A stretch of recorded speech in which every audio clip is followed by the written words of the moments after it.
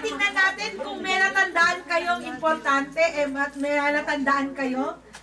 Yung mga nagsusulat, pwedeng i-ano nyo muna, takpan nyo muna. Amen? Kasi yung mga nagsusulat na yan, future Bible study leaders yan. At saka future speaker dito. Kaya nga tawag dito, nagsusulat sila. Amen. Hallelujah. Yung iba naman, yung mga hindi nagsulat, kayo yung future na magluluto sa Bible study. So, pick your choice na lang. Ano yung gusto nyo pagganap sa lang. Okay. So, para po tayo, ayan. Sino yung nanalo na kanina? Mamaya daw, plato. So, yan, sino yung ano, may natatandaan kanina? What is love is not what? Ha? Love is not boast. Ano? Love is not boast? Love is not patient. Sabi ko, love is not, ilan yun? Envy. Envy? Hindi, yung kanina, nabanggit ko.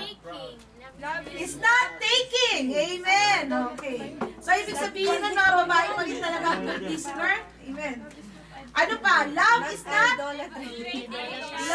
not idolatry. Amen. Hallelujah. So, mga kalalakihan dyan, tawag dito, kung punong-puno ng ng picture ng ng girlfriend nyo, yung wallet nyo. Amen. Parang katulad ko nung araw, yung wallet ko, may picture ni Kuya Ding, picture nung binata siya, picture nung naliligaw siya sa akin, at picture nung mapangasawa niya ako. Kaya patanda siya ng patanda. Sabi ako, na-consummation ba siya ng mapangasawa ko? Amen. Hallelujah. So makita po natin na napakaganda po sa buhay ng isang Kristiyano na hallelujah, yung bang daman niya na yung paghubog unti-unti ng Lord sa buhay niya, no? Ibig sabihin noon, active si Lord sa buhay natin. Amen? Tawag dito, sana nasa bata tayo ngayon no? O kami mga babae, nasa garage sana kami Pero nais ng Panginoon to be active in your life. Ang kagandahan po nito, God would like to be involved in your life. Come to think of it, the big and mighty God would like to be involved so much in your life, especially sa love life nyo. Amen? So gusto mo muna tanongin, sino dito ang, alam ko, katakan? Sino dito ang, tawag dito, ang may asawa na? Huwag kayo mahiya. Tawag dito, amen.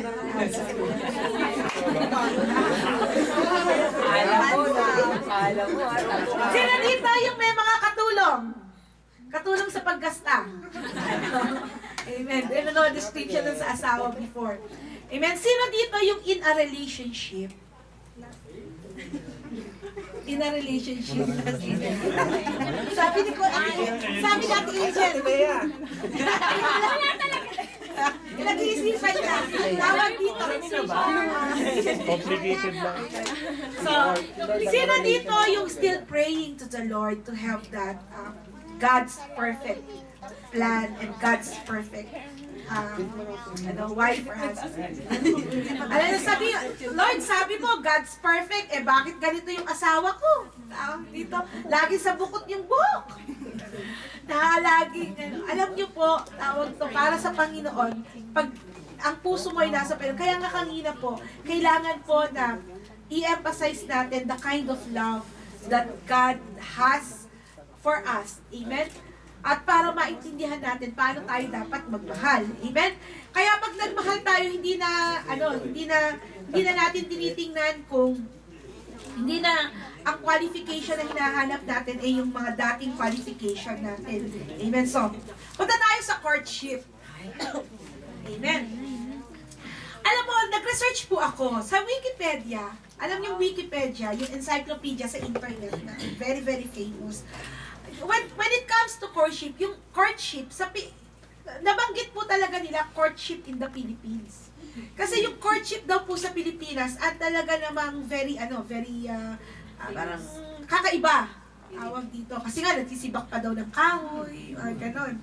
So, ibig sabihin noon, kilala ang ating bansa, kilala ang ating kultura, tawag dito, na talagang dumadaan dito sa courtship. Amen. Tignan po natin kung ano yung description nila ng courtship. Yung common description ng courtship. So, kumbaga, tawag dito, acknowledge ng buong mundo na sa Pilipinas, there is such period as courtship. Sa atin po, pag sinabi ng courtship ay yung nandiligaw tayo. Amen? So, tingnan po natin kung ano po yung courtship. Amen? In, tawag to yung usual na pananaw po kahit sa ibang mga bansa. Amen? What is courtship? Courtship is the period in a couple's relationship which precedes their engagement and marriage or establishment of an agreed relationship of a more enduring kind. So, ibig sabihin, ito daw pong courtship, ito yung bago ka, you get engaged, bago ka, you get married. Amen. So, siguro ito yung mga boyfriend, period. Amen. Amen. Pero sa atin, ang pananaw natin, yung courtship, naniligaw pa lang. Amen. Siyempre, conservative tayo siya. Medyo backward tayo. Sa kanila, tawag dito, nagpo-propose na yung mga babae. Sa atin, hindi pa. Kaya yaya, pag ikaw nag-yaya, pakasal mo na ako, please, pakasalan mo na ako, gagasos sa lahat. Amen. Hindi pa tayo ganon. Amen. So, during a courtship, a couple get to know each other and decide if there will be an engagement or other such agreement. Nakakalungkot po. Amen. At ito po, minsan nakikita na natin sa ibang bansa. And I do not know whether you have also experienced this. Minsan, ang nagiging part din po ng courtship natin is to get to know each other, is we live together. No? Nagkakaroon ng live-in. Amen. Kasi syempre, tingnan ko muna kung tawag to, magkakaanak ka ba o hindi. Ganon. Are we compatible in this area of our love life? Diba? Tingnan ko muna kung naghihilig ka bago sa pagtulog, kaya live-in muna tayo. Nakakalungkot po na sa Pilipinas ngayon, no, ay marami na pong ganon, pumapasok sa ganong relationship na part of their courtship, amen, before getting married, before getting engaged, they live in together. Amen. Pero nung araw po, alam ko, nung panahon ko, meron na siguro, pero nung panahon ko po, alam ko, ligaw, boyfriend pa. Amen. So sabi niya, during a courtship, a couple get to know each other and decide if there will be an engagement or other such agreement. Amen. O pang long term na ito, for enduring kind na to. Ikaw na nga talaga. Amen. Wala na, talagang nahulog na ang love ko. Tayo na his and her. Sabi ko, napanood nyo yung palabas na How to Lose a Guy in 10 Days. Sabi niya, love is like his and her. Wag dito, yung ganun daw po, no? Parang his and her na kayo. Pag bumili ng relo, naalala ko, ang unang, alam niyo kung ano yung unang his and her namin ni Kuya Ding? Nung mag-asawa kami.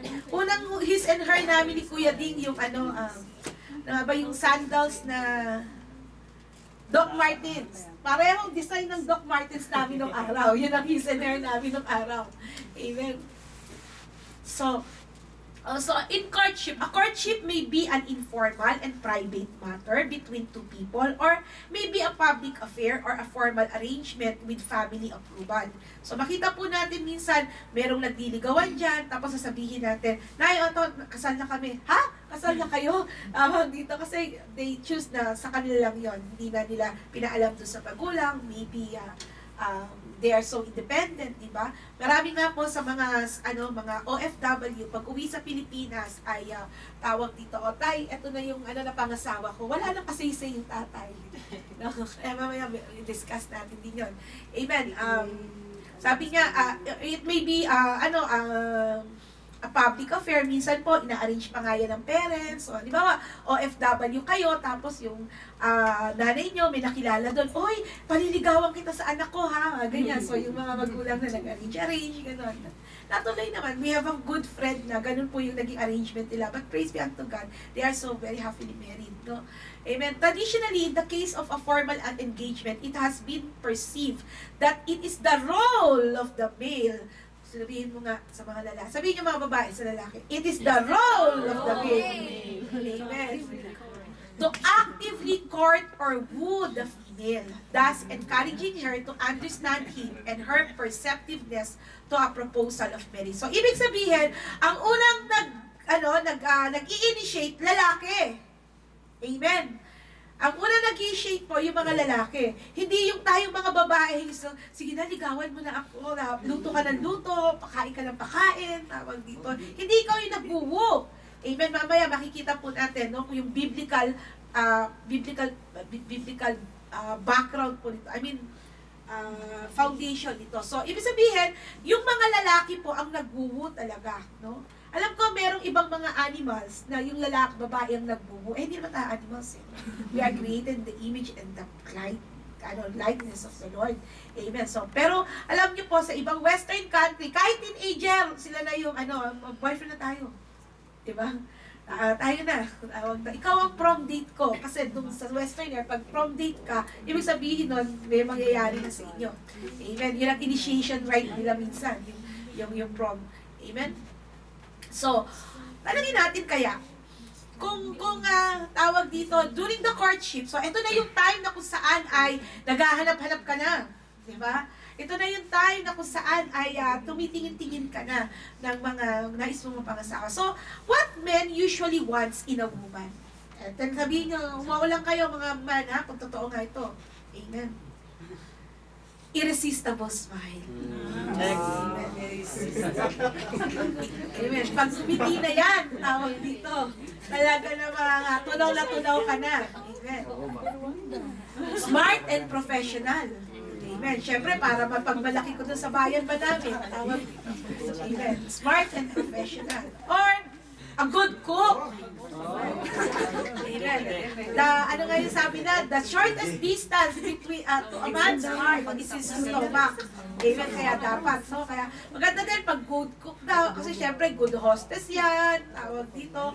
Alam mo, makatipid kayo. Alam mo na, tawag dito pag meron kang mga inimbitahan ng mga kaibigan. Oh, ito, luto ng asawa ko, ha? Tawag to, specialty ng asawa ko yan. Di ba?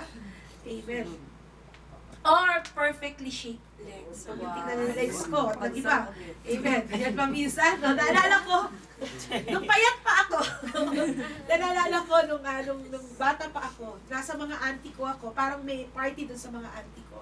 Tapos merong mga kabataan, siguro mga grade 6 yata ako noon. Ewan ko kung anong shapes na, hindi ko na matanda kung anong shape ng legs ko. Talagang, tawag dito, wow, legs, love ko, tawag dito. Hindi ko pa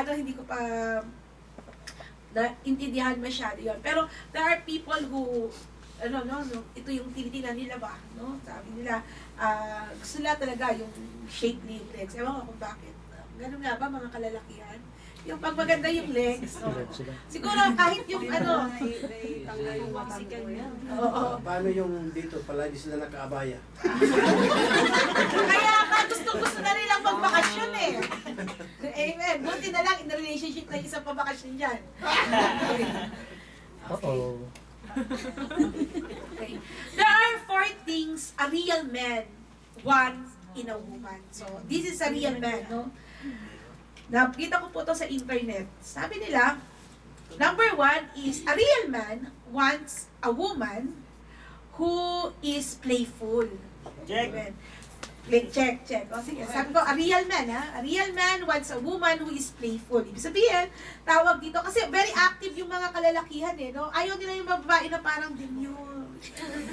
Yan, talagang, tawag dito, gusto nila yung playful. So, hindi naman siguro flirty, pero yung playful in a sense na, sabihin, pag sinama mo sa ganito, activities, okay lang.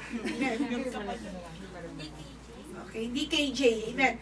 Number 2, a real man, ha, wants a woman who is independent. Check. Yung parang hindi palaging sasama-samahan, tawag to, parang hindi makakalas kung hindi ka kasama. Tawag to kasi wala magdadala ng shoulder bag niya. Talagang independent, very clingy. Ayaw nila mga babaeng very clingy. Alam mo yung clingy, yung parang kang, hindi naman linta. Yung linta kasi, yung clingy, huwag ka na umalis, dito ka na lang. Okay, parang hindi makakilos, not unless. Okay, number 3, a real man wants a woman who is emotionally mature. Hindi madaling umiyak. Check. Check. Lagot ko mamaya, check ka lang, check ha. Okay. A real man wants a woman who is emotionally mature. Hindi yung masyadong madrama. Yung konti lang madrama na. Tawag na, hindi ka lang nag-text. Sino na kausap mo? May baka na mag-text. Ganyan. Okay. Nakaka-relate ka ba, Kuya Jay? Okay.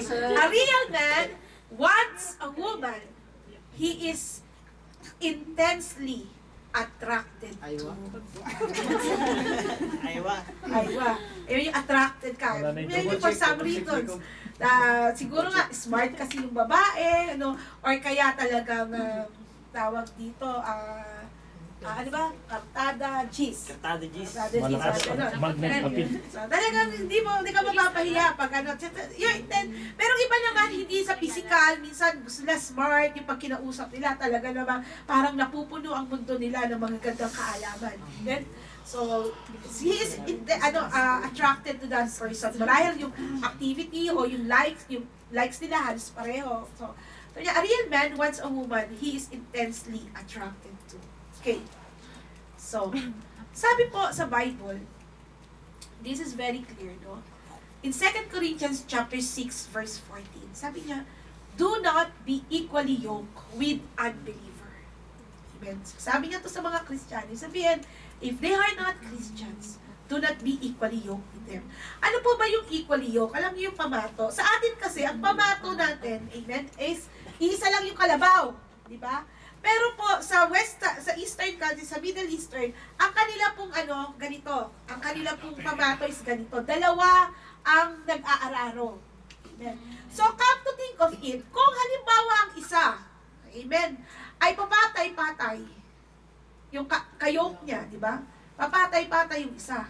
Tawag dito. Kanino kayang kabigatan, sino kayang mas mabibigatan? Yung ka-equally yoke niya. Amen? Equal yung yoke nila, pero yung tawag dito, mas burden dun sa isa. Bakit? Kasi hindi makaganap yung isa. Amen. So, kaya sabi ng Panginoon, tagubili niya, do not be equally yoked with unbeliever. Amen. Yung sabihin, tawag dito, during the courtship period pa lang, ngayon pa lang, mga kapatid, amen, or if you are already in a relationship, make sure, amen, the person that you're in a relationship with, the person that you are pursuing, the person that you are interested to is a believer. Darating po ang araw, gusto mong umattend ng church, ayaw kang patinin. Amen? Tawag dito, darating ang araw, gusto mo mag-serve sa Lord, hindi, may party tayo, may shopping tayo, magkaalis. Nagigit tayo 10 kaluluwa din yun. Hindi, ako munang ihatid mo, ha? Atintayin mo ako hanggang ano. Amen? Okay, amen. So, napakahirap po, mga kapatid, na and I have one testimony po. Meron akong isang kaibigan, no? She's a very close friend of me. Nung kami po yung mga dalaga, apat kami mga dalaga eh. Kumbaga, 4 kami nga bachelorette. Amen, nung araw. Amen. So, during that time, she's in a relationship na hindi pa po believer. So, minsan nag-usap-usap kami, sabi ko, deacon na po kami noon doon sa church namin, doon sa hospital. Sabi ko, Flor, tawag dito, deacon tayo, tawag dito, and we always encourage yung mga kadalagahan na tayo maging, yung Christian din, yung mga magiging boyfriend natin. Amen. And I know hindi Christian yung boyfriend ko. Actually kami, nanligaw doon, ang kasamahan nila Kuya Dig noon sa church din nung araw. Eh, minsan, siya medyo matalas yung, matalas yung, yung kasama before. So, medyo matalas sabi sa kanya, parang sinabihan siya na, how come naglilingkod ka, unbeliever yung boyfriend mo. So, sama kinausap siya. Then, dumating po yung time that the Lord really touched her heart. Give up niya yung boyfriend. Yung boyfriend niya is 4 keeps na yun, sana. No? And at the same time po ay, tawag dito, yung matagal na talaga sila. So, may plano na din talaga sila. Pero God has touched his heart. No? Again, I'm telling you na ito po yung, ganun yung dinig sa kanya ng Lord. So, give up niya po yung boyfriend niya. So, for so many years, wala po siyang boyfriend. Nagkita ulit sila ng boyfriend niya. Nagkita sila ng boyfriend niya, parang umattend kami sa isang church na nandun yung boyfriend niya, doon pa sa bahay ng boyfriend niya, host sila doon sa isang church, nag-practice kami doon ng paawit. Amen? Tahimik lang pala siya, pero sinabi niya sa akin, Mary Ann, yan si Ed. Si Ed yun. Eh, may asawa na yung boyfriend niya noon at that time. Amen?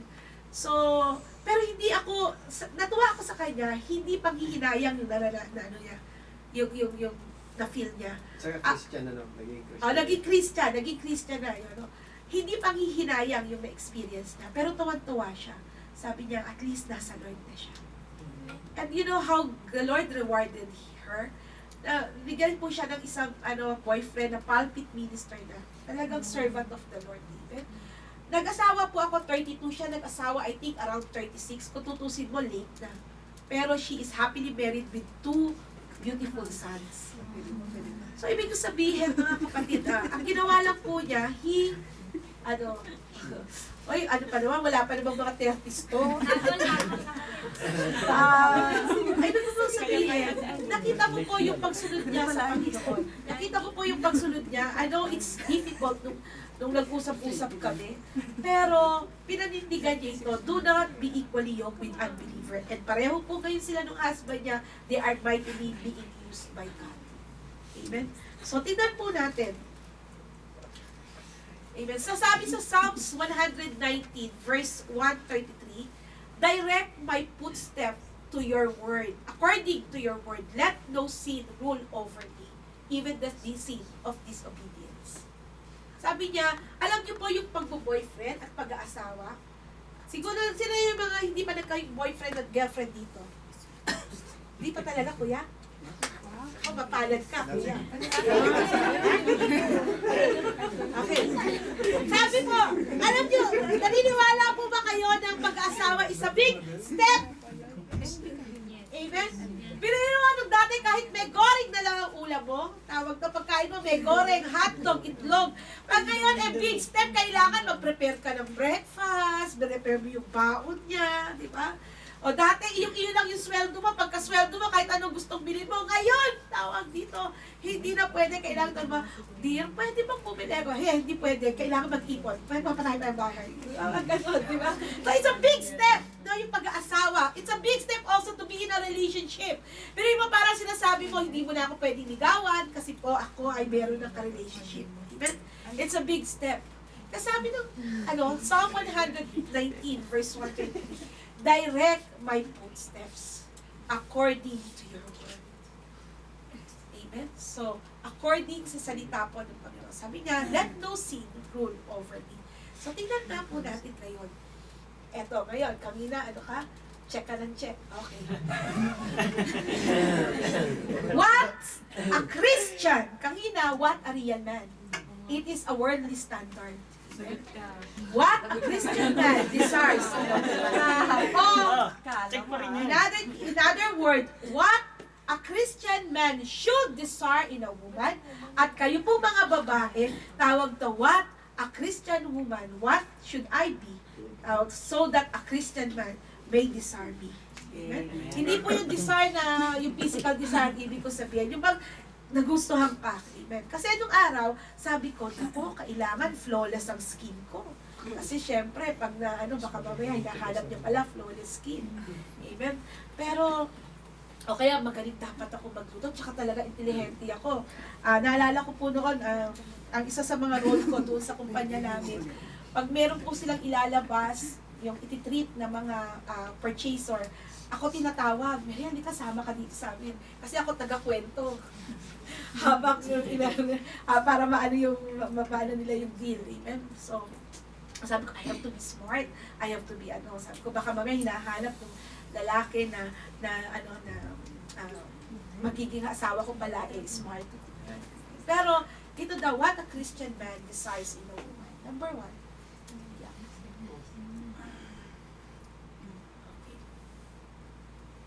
He wants a woman who loves God much more than him or anybody else. Check pa rin yan.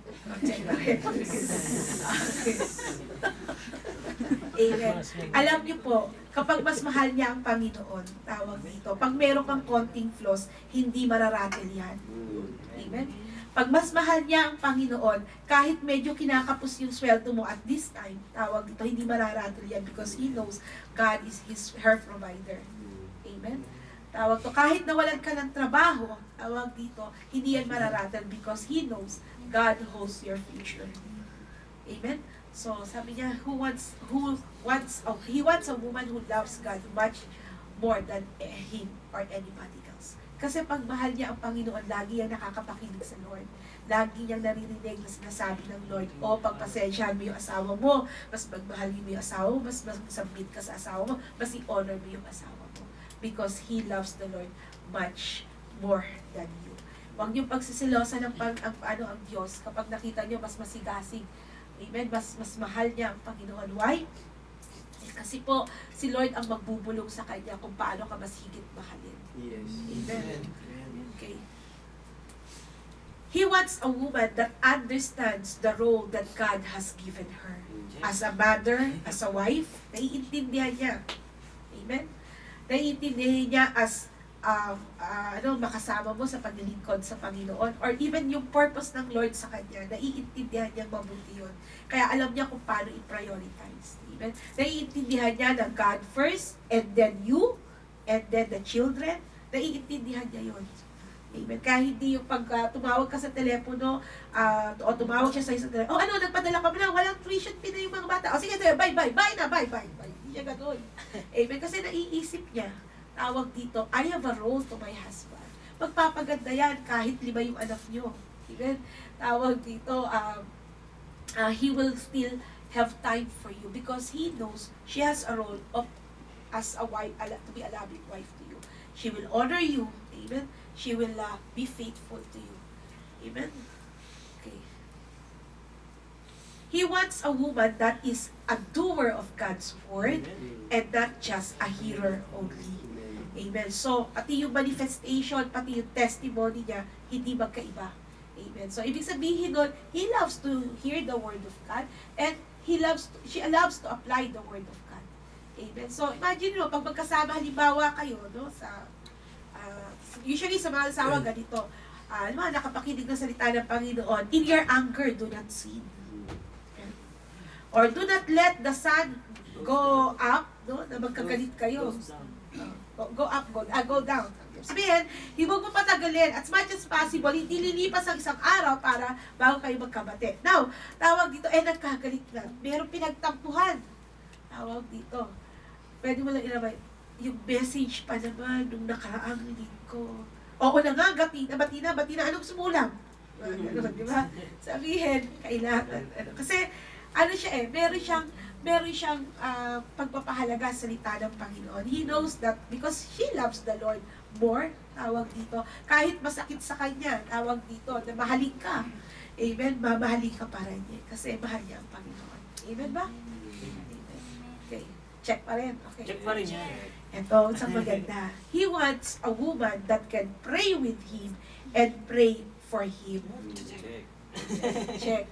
So, hindi lang kasama mo manalangin, pero pinapanalangin ka. Ewan ko lang, sabi ni Kuya D, sabi ko, when did you started to fall in love with me? Tinanong ko siya nun. Kasi nung araw po, telepono lang noon. Mura kasi nung halala lang yun Mura lang noon. Amen. At nagkataon po, meron siyang ubo doon. Talagang long-standing yung ubo niya. So, hindi pa rin kami masyado magkakilala. Hindi pa kami mag-boyfriend noon. Pero ang ginawa ko, through the phone, I prayed for him. Lord, ang isang natanda ko prayer ko, Lord, I pray na sa kanyang sakit na ito, walang weather. Kasi sabi niya, pag mag-change of weather, ay ganun yung ubo niya. Talagang pati yung ubo niya. Siguro gagasa siya sa akin ng mga, how much? 5 reals, no? Magkano ba nun? Mura lang nun mga 5 reals, tawag dito. Pero 450 yata doon, ubod niya Sabi siya lang ubo talaga doon sa Nakawawa naman siya susunod doon sa Paul Cabin. Amen. So, somebody who prays for you. Kasi po, sabi nga yung sa marriage daw po is like a boxing match. Alam niyo yun? Marriage is like a boxing match. Hindi po yung mag-asawa, sila yung nagbo-boxing. Kung hindi po yung husband, is the one who fights the enemy in the boxing ring. Amen? Yung enemy, no? Satan, yung mga ginagawa ni Satan. And the wife is at the corner. No? So that pag the husband needs to be refreshed, amen? The wife is available to refresh him. And we can refresh our husbands through prayer. Amen? Okay. Also, he wants a woman that will respect him. Kailangan po na maintindihan natin na ang mga kalalakihan, they were born to be leaders. They are designed to be leaders. Amen? They are designed to be honors. to be honored. Amen? Eh ngayon po ang napangasawa natin, mas mataas pa sweldo natin. Siya, ikaw ay masteral, siya ay diploma lang. Tawag dito. Kailangan po, at lagi natin na ipakita sa kanya na may respeto. So, kung kayo mag-girlfriend pa lang o pinipursue mo pa to, makikita mo lang sa kanya na nire-respeto ba o binabaliit niya. No? So, kailangan po hanapin ang mga kalalakihan nito. Okay, now, he wants a woman that is humble. Amen. Kasi po, tawag dito, magiging kaano niya yan hindi lang katitisuran, pero parang, ano ba tawag dito? Parang, maging, Karibal. hindi karibal lang. O, pwede mong karibalin at the same time. Diba, parang maging kahihiyan mo pagdating, ang hangin naman itong asawa ni Dean. Ang hangin naman ganito, di ba? Ano, meron bang iba? Signal number 4, mga ganyan. So, kailangan po talaga na humble. And humble also is because God's role for them is to submit to the husband. If they do not have humility, amen, kung nakita mo mag-boyfriend pa lang kayo, para ka na talagang, mas matapang pa siya sa'yo. Tawag ko gusto niya, yung gusto niya na susunod, teka muna, itay-itay muna. No? Kahit meron ng historic, meron ng date, na itay-itay muna, i-deal muna natin ito. Amen? Okay, and also, he wants a woman that is slow to speak and quick to listen. Aray. Slow to speak and quick to listen. Kaya nga may ganyan natutuwa yung lalaki kasi mabagal magsalita yung babae. Amen. Okay, so slow to speak and quick to listen. Alam naman po natin yung mga babae. Kasi yung mga babae, emotional. Hindi katulad ng mga lalaki, objective sila. Pag sa kanila, yes, yes na yon. Yung mga babae, dahil nga emotional, tawag dito, yung yes na, marami pang litanya yan. Yes naman pala sa kahuli. So, totoo, di ba? Dami litanya. Pero malapos namang yes, okay na. Okay, so, yan na. Tawag ito, pag mga babae, kasi naman, di ba, ganito, di ba? Mas maganda, di ba? Ano tingin mo? Sabi nga ni ganito. Maraming litanya yung mga babae. So, kaya kailangan po ganito. Amen. Kasi po, kailangan po na mapakinggan ka rin niya dahil kakariparenggot nga lang kasi hindi ka mahilig sa mahabang usapin Kaya po yung mga lalaki, bihira ka lang din ang makarinig ng mga lalaking chismoso. Diba? Totoo ba? Marami dito. Maraming chismoso, pero kahit small to speak lang, marami nang napapasabog. Kaya sabihin, bihira ka makakita ng lalaki na talaga makwento kasi takot sila, baka sila mapagkamalang di ba? So, mahina sila, konti lang sila. Man of few words talaga sila. Amen. Okay. Ewan ko, kasi pag ako nakikipag-argumenting talaga naman siguro 30-70, 70 sa akin, 30 sa kanya. Dito marami dito may mga lalaki. Oo. Pwede sa atin, sa Pilipinas, pwede magsuntukan Dito, pwede rin walang pintuhan, wala silang pag nag-limit. Parang babae ba na? Kahit nag-limit, walang pintuhan, wala imikan yan. Kahit aabot din yan ng mga 6 na buwan. Meron na yun dito. Na ibig ko sabihin, yung hindi masyadong madakdak, no? Parang amen. Okay. And also, ito po yung sa he wants a woman that brings peace in a relationship.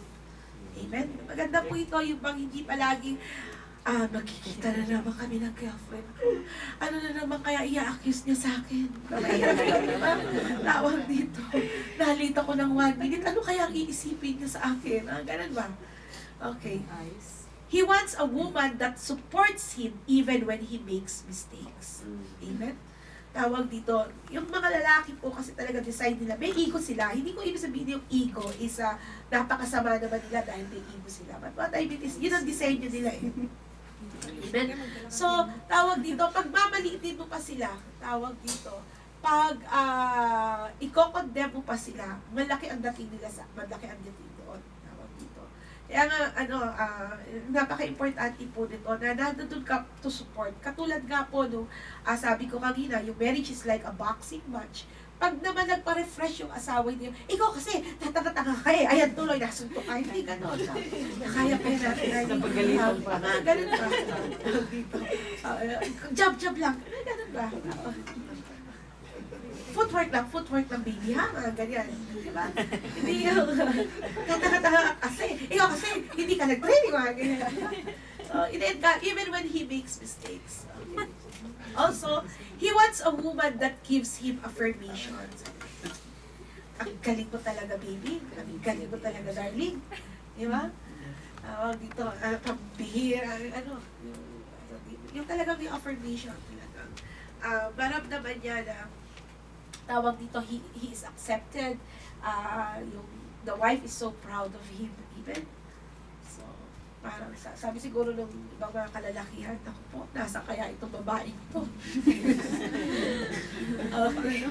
He wants a woman that gives him encouragement. Amen? So, ang hirap po kasi nakikipagbaka tayo kayo po yung dinesign ng Panginoon, inassign ng Panginoon na provider ng pamilya. Amen? Kung lagi tayo dinidiscourage, ay hindi! Mababang paaralan ka lang natapos hindi ka siguro mapopromote. Diba? Pero kaya mo yan, sipag lang yan, konting PR lang yan, darling. Ay, di ba? Amen. O gusto mo, tawag dito, ako nang bahala doon sa mga bata. Basta ikaw, aral ka lang, magdagdag ka ng pag-aaral para, di ba? Ganon. So, yung mga encouragement. Hindi yung, sabi nga ng nanay ko, buti pa, yung isa na lang ang napangasawa ko. Ganun, kino-compare mo pa. So, kaya kailangan po, hanapin po talaga natin ito. Ipag-pray natin, no? Marahil po hindi pa natin immediately makikita pagkakita natin sa tao, pero as you get to know the person, makikita mo lalabas-labas pa rin ito. And as you keep on praying and praying and praying, the Lord will touch their heart. Amen. Naman ganito. Okay. So, isang criteria po sa courtship is i-consider natin the place, the person, the principles, the performance, the praying, no? So, ibig sabihin, tamang lugar. May nagsabi sa akin kanina, bakit kayo doon? Bakit kayong mga born again, ayaw nyo pumunta ng disco-disco? Bawal sa inyong mag-disco. Paano kung doon mo makita yung mapapangasawa mo? Sabi ko, alam mo po, ayaw ko doon makita ang mapapangasawa ko. Kasi alam ko po yung paglasenggero, baka lasenggero pa yung makuha ko doon. Tawag ito. Mahirap. So, kailangan po, in the right place, no? Katulad po, halimbawa sa church, that is okay, no? Tawag ito, yung pong, yung family, maganda po kasi is yung lugar ba na kung saan may kakilala din sa kanila. Diba? May nakakilala din sa kanila. Para, ano ba to? Kilala mo ba ito? Pero yung bigla na lang nag-pop up doon sa inyong FB, tapos naging girlfriend at boyfriend nyo na, naku, mushkila katil yun. Dito. So, tingnan din po. So, and the person also, no? Sabi ko ngayon, mga hanapin natin, yung mga prinsipyo niya sa buhay, yung performance niya. Halimbawa, nasa trabaho siya, hindi ka ba nagtataka bakit doon sa trabaho niya lagi siya napapatalsik? Hindi ka ba nagtataka bakit lagi nalang pag uwi niya sa bahay, grabe yung mga reklamo niya, tapos bago na naman yung amo niya, meron na naman siyang reklamo, di ba? O kaya minsan may pinagawa ka, so, pwede bang i-repair mo itong aking relo? Or pwede bang i-repair yung ganito, ganyan? Tawag dito, abay nakakasampung taon na kayo mag-boyfriend, di pa rin niya nare-repair. Parang, di ba yung performance? Kailangan tingnan natin, kaya sana yung makapag-ipon tayo, ganyan-ganyan. Pero nakita mo, gasta pa rin ng gasta. So, tingnan po natin yun. And also, we have to pray. Amen?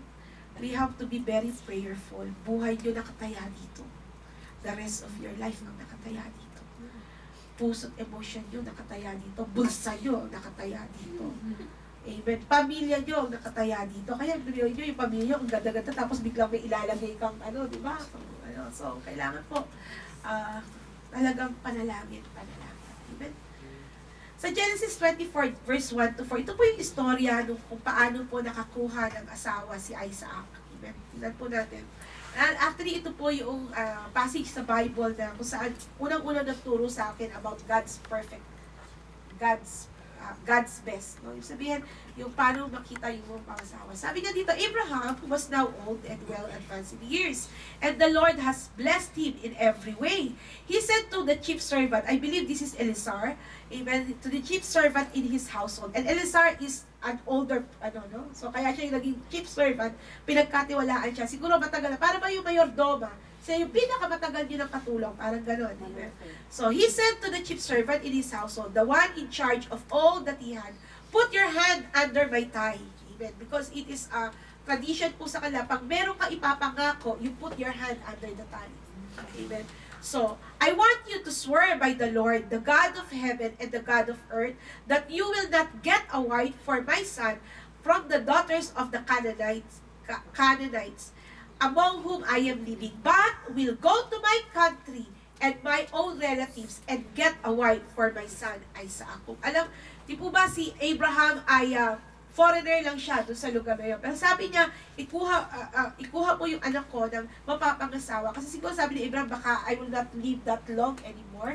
Amen? Para makita kung sino mapapangasawa ng anak ko. Amen? So sabi niya, pumunta ka doon sa lugar namin kasi kilala ko yung tao na yun. So makita po natin dito, remember this, while physical beauty is important, character is most essential to consider.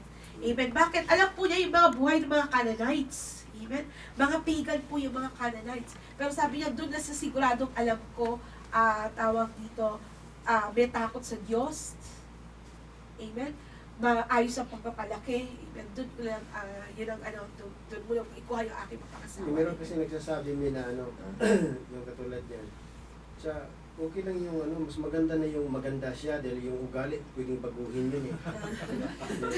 Bago naman yun. Yung pagpapangasawa mo, yung pangit ay Hindi ba naman bago? Pero kami, bibibelo na. Amen. Pero tawag dito, come to think of it, bahala kayo, where do you want to live by, no? Buhay natin yon, no? Buhay natin yon. Tayo po ay mabubuhay, tayo yung makakasama habang buhay ng tao na yon. Tawag ko, magkakasya ka ba to keep on beholding the beauty, pero naman talang ngit-ngit na ngit-ngit ka palagi dahil sa sama ng kanya. So, kaya nga po, ang kagandahan nito, kaya tinuturo pati courtship, is so that yung mga lalo nang wala, not in a relationship, malaman nyo kung ano yung dapat na hanapin nyo, ipag-pray nyo. At yung mga nasa mga asawa naman, huwag kayong mag-alala. Sabi ng Lord, my grace is sufficient for me. My strength, my grace is sufficient for you, sabi ng Lord.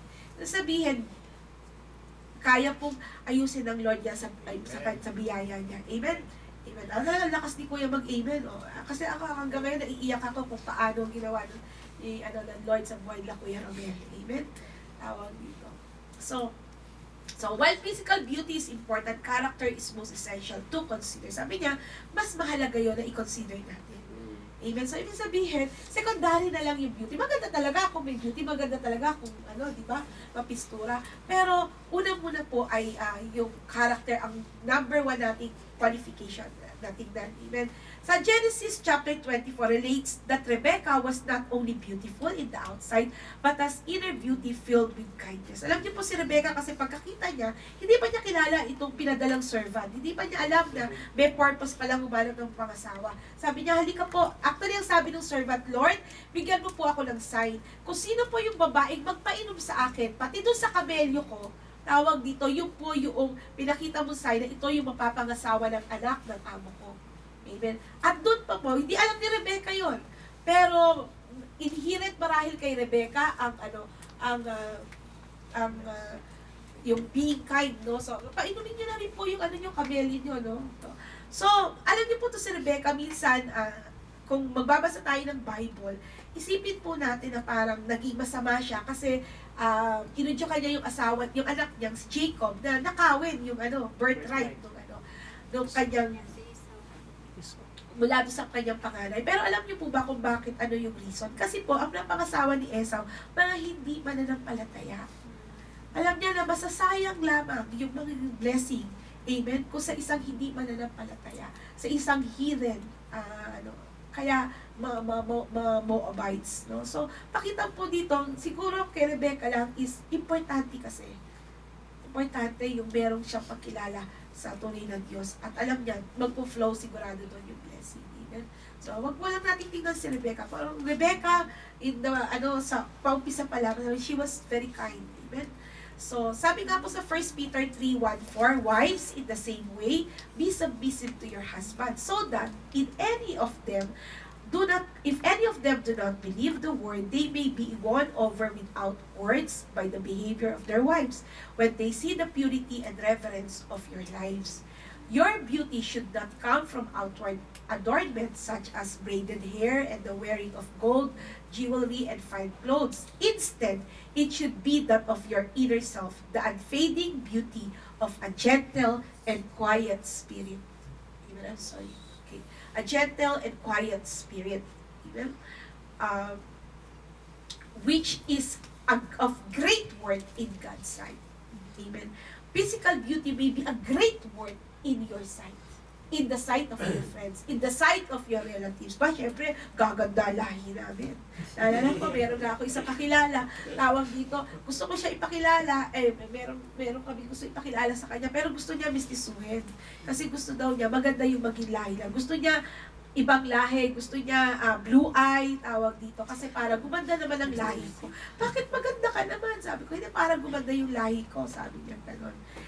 That is great in your sight, pero not in God's sight. Kaya po, meron siya naging boyfriend noon, tapos talagang binilis na lang ko sa Facebook, sa akin such time, nakabreak na po niya yung boyfriend niya. I pray that lumagi sa isip niya na more than anything else ay yung what is great in the sight of God. Even mga babae,